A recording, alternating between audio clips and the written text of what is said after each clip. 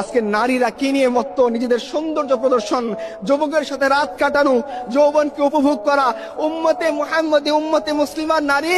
আরে তোমরা শোনো, রাসূলুল্লাহ সাল্লাল্লাহু আলাইহি সাল্লামের স্ত্রী আমাদের আম্মা জান আয়েশা রাদিয়াল্লাহু আনহা বলেন যে যখন আমার ঘরে আমার রসুল, আমার স্বামী আল্লাহ রসুলের কবর ছিল, আমার পিতা আবু বকরের কবর ছিল, আমি পোশাক যতটুকু খুললেই নয় অতটুকু খুলতাম। যেদিন আমার ঘরে ওমর ফারুকের কবর দেয়া হয়েছে, এরপর থেকে এই ঘরেও আমি কোনো পর্দা লঙ্ঘন করিনি, কারণ এইখানে ওমর ফারুকের কবর আছে। আর আজকে উম্মতে মুসলিমার নারী সে চ্যাট গ্রুপে বলে সে কয়টা পুরুষকে খাইছে। আল্লাহ লানত তোমাদের উপরে। তোমরা জানো না রাসূলুল্লাহ সাল্লাল্লাহু আলাইহি ওয়াসাল্লাম কি বলছেন? তিনি বলছেন এমন একদল নারী আসবে যাদেরকে আমি দেখিনি, তারা পোশাক পরা সত্ত্বেও উলঙ্গ থাকবে, তারা জান্নাতে যাবে না, তো যাবে না, জান্নাতের ঘ্রাণও পাবে না।